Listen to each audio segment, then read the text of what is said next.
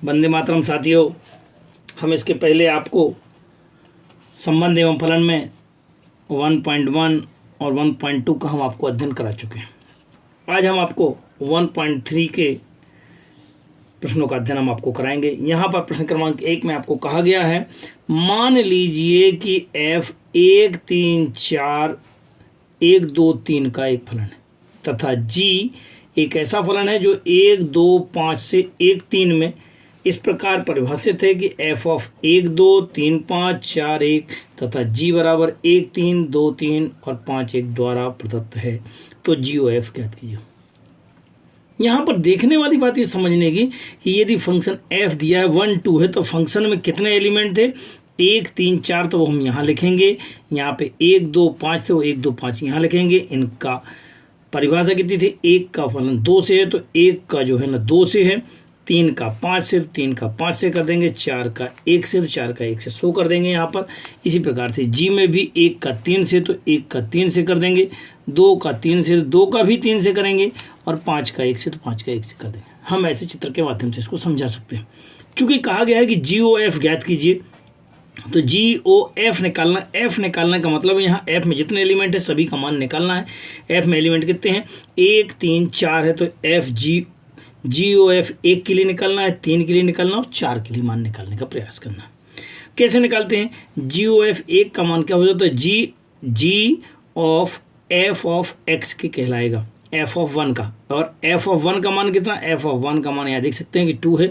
So F of 1 की जगह पे यहाँ पे हम 2 लिख देंगे। और यहाँ पे फिर देखते हैं कि जी 2 का मान कितना है, तो जी वाले फंक्शन में जाते हैं, 2 का मान कितना था, 3 था।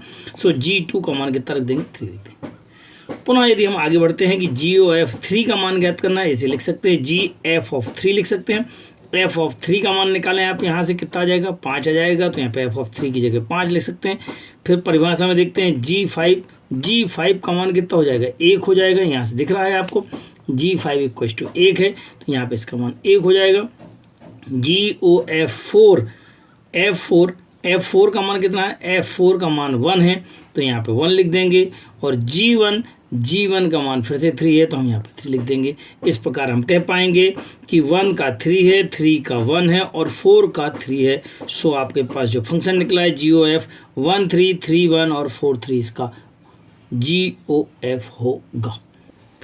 प्रश्न क्रमांक 2 में मान लीजिएगा कि एफ जी और एच आर से आर वास्तविक से वास्तविक संख्याओं के लिए दिए गए फलन में है, तो सिद्ध करना है कि दोनों का plus F plus G of H equal to F O H plus G O H होता है, या दोनों का multiply F into G of H equal to F O H, इसके साथ में एक बार इसके साथ में, और दोनों मल्टीपल में है तो मल्टीपल होता है। आपको ऐसा सिद्ध करना है।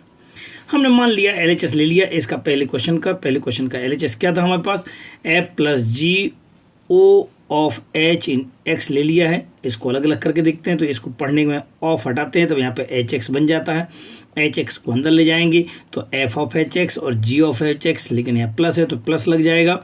जैसे प्लस लगेगा इसको हम फिर से ऑफ में लिखना चाहें तो एफ ओ एच एक्स लिख सकते हैं, यहाँ पे जी ओ एच एक्स लिख सकते हैं। जैसा कि हम आपको पहले समझा चुके हैं, एक्स हट जाएगा डायरेक्ट ऑटोमेटिक, तो आपके पास एफ ओ एच और जी ओ एच बन जाएगा। जो हमको सिद्ध करना था, यही तो हमको सिद्ध करना था कि ये दो फंक्शन प्लस में है, तो यहाँ पे दोनों फंक्शन अलग अलग प्लस में हो जाते हैं। अब अगर हम मल्टीप्लाई के लिए भी सिद्ध करना चाहें तो हमारे पास मल्टीप्लाई में क्या है, ये दोनों फंक्शन मल्टीप्लाई में और तीसरा ऑफ में है। सो दोनों मल्टीपल और तीसरे वाले को एच एक्स लिख देंगे। इसके साथ एक बार एफ के साथ में, एक बार जी के साथ में, लेकिन मल्टीपल या मल्टीपल का sign, F of H x G of H x यहाँ पे लिख देंगे। इन दोनों को मल्टीपल करते हुए एफ ओ एच और जी ओ एच करके हम सिद्ध कर देंगे कि दोनों का मल्टीपल, इन दोनों की मल्टीपल के अलग अलग। क्वेश्चन नंबर 3 बहुत ही IMP क्वेश्चन है, इसको आप मान के चलें कि पेपर में आता ही आता है। यहाँ पे जी ओ एफ और एफ ओ जी ज्ञात करना है, यही क्वेश्चन पेपर में आता है, खासकर 3rd 2nd वाला आपका बार बार पेपरों में आता है। इसको आप जरूर ध्यान से देखिएगा। यहाँ पर एफ ओ एक्स बराबर मॉड ऑफ एक्स और जी ओ एक्स बराबर मॉड ऑफ 5x माइनस का 2 दिया हुआ है। आपको क्या निकालना था, जी ओ एफ निकालना है और एफ ओ जी निकालना है। जैसे जी ओ एफ निकालेंगे जी ओ एफ ऑफ एक्स के, इसको एफ ऑफ एक्स लिख सकते हैं। एफ ऑफ एक्स की वैल्यू ढूंढ के लाएं, एफ ऑफ एक्स की वैल्यू मॉड ऑफ एक्स है। अब जी ऑफ एक्स की वैल्यू देखना है तो जी ऑफ एक्स की वैल्यू कितनी थी, 5x माइनस का 2 का मोड, लेकिन यहाँ पहले से ही मोड लगा हुआ है तो हम यहाँ पे अंदर मोड लगा देंगे, तो आपके पास जो आंसर बनेगा mode of 5 mode of x minus का 2 आपका कंप्लीट आंसर होगा।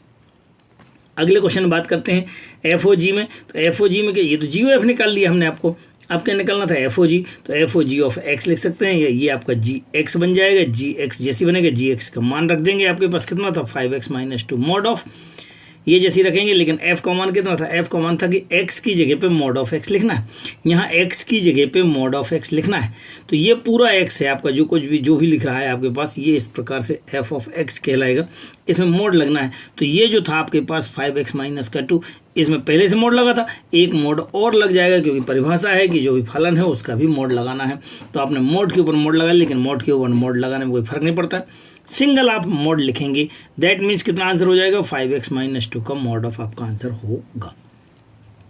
अब इसके सेकंड क्वेश्चन में बात करते हैं, एफ ऑफ एक्स बराबर कितना था 8x क्यूब और जी एक्स बराबर था x की घात 1/3 के। यहाँ पे अगर हम बात करते हैं अपने क्वेश्चन की, तो जी ओ एफ निकालना था, जी ओ एफ ऑफ एक्स, यहाँ एफ ऑफ एक्स, तो एफ ऑफ एक्स का मान 8x क्यूब, 8x क्यूब, लेकिन यहाँ x जो भी फंक्शन था, यहाँ पे जो भी अंदर फंक्शन था उसकी पावर 1/3 डालना थी, तो जो भी फंक्शन था उसकी पावर 1/3 डालना थी। अब आप इसको अलग अलग करेंगे तो इसकी घात 1/3 हो जाएगा, x की घात 3 का भी 1/3 हो जाएगा, इसकी वैल्यू 2 होती है, इसकी वैल्यू कट करके आपके पास x हो जाएगी, अर्थात इसका आंसर कितना हो जाएगा 2x होगा। एफओजी की बात करते हैं, तो एफओजी में एफओजी ऑफ x निकालना, तो जी एक्स का मान कितना था x की घात 1/3, लेकिन जो आपके पास फंक्शन कहता है उसकी वैल्यू डालना है, तो आपके पास 8 और x की घात 1/3, x की घात 3 बनाना है, तो ये आपके पास 8 और x की घात 3 बनाने में आपके पास जितना था उसकी घात 3, ये और ये 3 कैंसिल हो जाएगा, अर्थात इसकी वैल्यू x, तो आंसर कितना हो जाएगा 8x होगा। इस प्रकार जी ओ एफ का मान 2x और एफ ओ जी का मान 8x अलग अलग आंसर होंगे, जिनको हम ध्यान से पढ़ेंगे, बहुत ही आईएमपी क्वेश्चन है। क्वेश्चन नंबर 4 में यदि f ऑफ x बराबर 4x प्लस का 3 6x माइनस का 4 दिया हो, तो सिद्ध करना कि सभी के लिए f of f equal to f of x है, अर्थात x का प्रतिलोम फलन क्या होगा ये भी हमको निकालना है। f दिया हुआ तो f ओ f का मान निकालना, किसका मान निकालना है f ओ f का, f O f of x, तो ये f ऑफ x बन जाएगा, इस वाले f ऑफ x का मान तो आपके पास क्वेश्चन में दिया हुआ है 4x प्लस का 3/6x माइनस का 4 के। अगले बार फिर से इसको f मानना, और ये क्या कहलाएगा आपका x कहलाएगा, यहाँ पे x की जगह पर आपको पूरा का पूरा लिखना है यहाँ और यहाँ पर, सो आपने लिखना शुरू किया 4 इंटू एक्स, एक्स मतलब ये पूरा का पूरा, प्लस का 3/6, और ये x की जगह पे ये पूरा फंक्शन, माइनस का 4, इसका एलसीएम ले लिया, एलसीएम लेने में ये वाला नंबर 6x माइनस 4 नीचे आएगा, 4 इंटू इतना और 3 इंटू इतना बन जाएगा, ये जो नीचे आएगा नीचे वाले से नीचे वाले का कैंसिल हो जाएगा, ऊपर यहाँ पे फिर हम देखते हैं 6 इंटू ये आपके पास कितना हो जाएगा 4x प्लस का 3 माइनस का 4 इंटू 6x माइनस का 4, और अपॉन वाले नंबर से कैंसिल हो जाएगा। अब आप इनके ब्रैकेट्स ओपन करेंगे, 4 चौको 16x, 4 तिया 12, 6 त्रिक 18x, 4 तिया 12, माइनस का यहाँ पे 6 चौको 24x, 6 त्रिक 18, माइनस का 6 चौको 24x, 4 चौको 16, माइनस प्लस का। अब आप थोड़ा सॉल्व करते हैं तो ये प्लस का 12 और माइनस का 12 कैंसिल हो जाएगा, यहाँ 24 धन का है 24 ऋण का है, माइनस का, ये दोनों कैंसिल हो जाएंगे, ऊपर बचेंगे दोनों को प्लस करेंगे 34x और 18 और 16 मिलकर के 34 से 34 कैंसिल हो जाएगा, कितना बचेगा आपके पास केवल x बचेगा, f ओ x बराबर f आ जाएगा। इस प्रकार हम कह सकते हैं कि दिया गया फलन f व्युत्क्रमणीय है, इस प्रकार f का प्रतिलोम भी f ही होगा, क्योंकि f ओ f बराबर ही तो 0x आ गया ना जिस फंक्शन के लिए निकाल रहे थे, अर्थात इसका प्रतिलोम ये है, तो हम कह सकते हैं कि f का प्रतिलोम f ही है। नंबर 5 में लिखा हुआ कारण सहित बताइए कि क्या निम्नलिखित फलनों का प्रतिलोम है, तो f बराबर 1 2 3 4 टेंस टू 10 सभी के लिए 10 के लिए जा रहा है, अर्थात 1 से 10 है, 2 से 10 है, 3 से 10 है और 4 से 10 है, 1 2 3 4 सबका जो मैपिंग है वो किसके साथ है आपके पास, वो आपके पास 10 के साथ है, अर्थात f ऑफ 1 भी 10 है, 2 भी 3 है, 3 भी 10 है, 4 भी 10 है।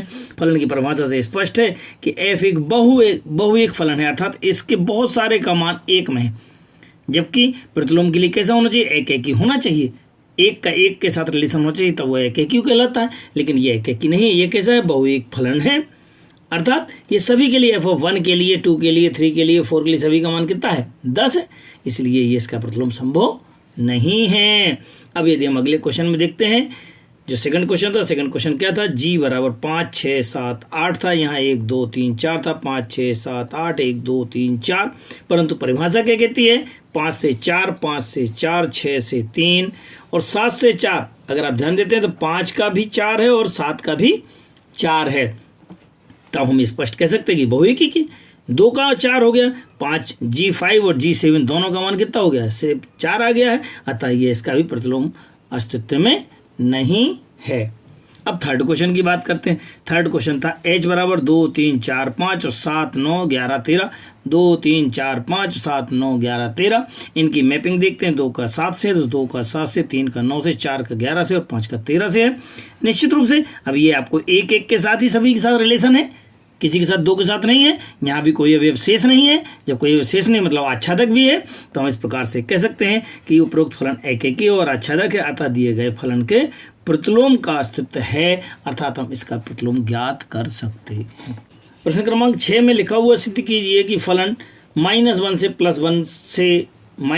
+1 के बीच में है, का मान कितना है, समस्त वास्तविक संख्याएं हैं। तब f ऑफ x बराबर इस प्रकार से परिभाषित है कि x/x+2 द्वारा प्रदत्त फलन एक एकेकी है, ठीक है, और इसका प्रतिलोम भी ज्ञात कीजिए। तब हम देखते हैं कि एकेकी है, आच्छादक के देखते हैं कैसे। मान लिया एकेकी के लिए क्या होता है, f ऑफ x बराबर f ऑफ x y हम मान के चलते हैं और x = y प्रूव कर देते हैं, तो एकेकी हो जाता है। देखते हैं कैसे। सो माना कि f of x = f of y है, तो x है तो x वाला फंक्शन रख दिया है x/x+2, क्योंकि y में है तो जगह जगह y लिख दिया है, यहाँ पे भी y यहाँ पे भी y लिख दिया है। इन दोनों को हल करने का प्रयास, क्रॉस मल्टीप्लाई कर दिया, इसका मल्टीप्लाई इससे, इसका मल्टीप्लाई इससे कर दिया, अर्थात x का मल्टीप्लाई हो गया है किससे, y+2 से, और y का मल्टीप्लाई x+2 से, मल्टीप्लाई किया xy और इसका इससे किया है, कितना आ गया है 2x, इसका इससे किया है xy और ये 2y हो जाएगा, xy से xy कैंसिल हो जाएगा, 2x = 2y, फिर से 2 से 2 कैंसिल होगा, कितना आ गया x = y। अतः हम कह सकते हैं कि अगर फलन बराबर है तो उनके अवयव भी बराबर है, तो इस प्रकार से फलन कैसा कहलाता है, एकेकी फलन कहलाता है। अब चूंकि आच्छादक भी सिद्ध करना है, प्रतिलोम फलन के लिए प्रतिलोम फलन पता करना है ना, प्रतिलोम फलन के लिए कैसा होना चाहिए, वह फलन कैसा होना चाहिए, एकेकी और आच्छादक दोनों होना चाहिए। तो हम देखते हैं इसके आच्छादक के लिए। आच्छादक के लिए जो फलन दिया जाता है उसे हम y काउंट कर लेते हैं, इसको हल करने के बाद कैसे भी करके इसे x बराबर निकाल लेते हैं y के पदों में, जिसे हम gy कहते हैं, फिर हम उसके लिए हल करने का प्रयास करते हैं। सो देखते हैं कैसे। यहाँ पे क्या किया है, x बराबर x+2 = y था, इसको हल किया है, तो x बराबर इसका मल्टीप्लाई इससे कर दिया है, x वाले पदों को एक तरफ, यहाँ से x कॉमन ले लिया है, 1 - का y को भी नीचे ले गए, अर्थात x बराबर कितना आ गया है, 2y/1 - का y। चूंकि ये y का फलन है, अतः हम इसे fy कह सकते हैं। अब इसको फिर से हमको आच्छादक प्रूव करना है, तो क्या होगा, तो हम इसके फिर से 2 फलन लेंगे, दोनों फलनों को हम अलग अलग अवयव में बराबर कर लेंगे, तो आच्छादक हो जाएगा, अर्थात f ऑफ y1 बराबर f ऑफ y2। मान रखना शुरू करो। सो 2y1/1 - का y, 2y1/1 - का y1, चूंकि y1 था इसलिए फंक्शन में y1 1 1 लिखना है, यहाँ पे 2 है तो 2 2 लिखना है, दोनों का क्रॉस मल्टीप्लाई करना है, उसके बाद इसको सॉल्व करना है। तो यहाँ पे y1 y1/2, यहाँ पे y2 और y1/2, y1/2 से y1/2 कैंसिल, कितना बचा, y1 बराबर y2। अतः यह फलन कैसा हो जाएगा, आच्छादक। क्यों, क्योंकि दोनों फलन बराबर थे और दोनों अवयव बराबर हो गए। इस प्रकार से हम कह सकते हैं कि आपका फलन कैसा हो जाएगा, एकेकी और आच्छादक हो गया। और जब एकेकी और आच्छादक दोनों, तो फिर क्या कहलाएगा, ये इसका अस्तित्व होगा, अस्तित्व है, दैट मीन्स इसका प्रतिलोम हम ज्ञात कर सकते हैं। अब हम प्रतिलोम ज्ञात करने का प्रयास करते हैं। प्रतिलोम ज्ञात करने के लिए आपको इस बात का ध्यान रखना है कि एक तो आपके पास जो फलन था वो f ऑफ x था, और ये दूसरा वाला जो था वो g ऑफ y था। इन दोनों फलनों में यदि प्रतिलोम ज्ञात करना है तो उसके लिए g(f of x) आना चाहिए, f ऑफ y = y होना चाहिए। अगर ऐसा कुछ है तो f जो है ना g का फलन का प्रतिलोम हो जाता है। सो हम निकालने गए, हम क्या निकालने गए, g(f of x) निकालने गए। यहाँ निकाला है, कितना हो जाएगा, g(f of x) का मान कितना होगा, g(f of x) बन जाएगा। g(f of x) x का मान कितना था हमारे पास, f of x का मान, f of x का मान था x/x+2 के। अब g का मान कितना था, g का जो भी मान था वो कितना था, 2, और ये फंक्शन अपॉन 1 - का फंक्शन, तो 2 फंक्शन अपॉन 1 - का फंक्शन, इसका एलसीएम ले लिया तो बन जाएगा 2x/x+2। यहाँ से ये एलसीएम जाएगा, 2x+2 - x अपॉन x+2, ये और ये दोनों कैंसिल हो रहे हैं, यहाँ पे फिर से ये कैंसिल हो रहे हैं, 2x/2 cancel equal to x, मतलब कुल मिलाकर के अगर आप ध्यान देते हैं तो GOF of x equal to X आ गया है। So GOF of x equal to X आ गया। अब हमें क्या प्रूव करना था, FOGY equal to Y. So FOGY equal to हमको प्रूव करने का प्रयास करना y के, देखते हैं कैसे। सो f ऑफ G और y, GY की वैल्यू कितनी थी 2y अपॉन में 1 माइनस का y के, यहाँ पे रख दिया है 2y अपॉन कितना रख दिया है 2y अपॉन 1 माइनस का y अपॉन में। ये सब मान रखने के बाद हमने देखा इनका एलसीएम लेने के बाद तो सब कैंसिल हो गए। कितना बच रहा है हमारे पास, 2 बच रहा है अकेला, सॉरी y बच रहा है, अर्थात FOGY इक्वल टू y हो गया। जब ये इस प्रकार से हो गया कि x बराबर GOF of x equal to x और FOGY इक्वल टू y आ गया, दैट मीन्स इसका प्रतिलोम है। इसका प्रतिलोम है तो कौन है, तो f का प्रतिलोम g होगा। f का प्रतिलोम कितना होगा, g होगा। तो f ऑफ इनवर्स f का प्रतिलोम कितना होगा, g का मान कितना निकाला था मैंने अभी आपके पास 2y अपॉन में 1 माइनस का y के। So f inverse y equal to कितना हो जाएगा 2y अपॉन 1 माइनस का y होगा। अभी तक हम आपको अध्याय 1 के बहुत सारे वीडियो दे चुके हैं। अगला वीडियो आपको शीघ्र प्राप्त होगा। आप हमारे लगातार संपर्क में बने रहें। जिन्होंने अभी भी हमारा चैनल सब्सक्राइब नहीं किया है वो जरूर सब्सक्राइब कर लेवें।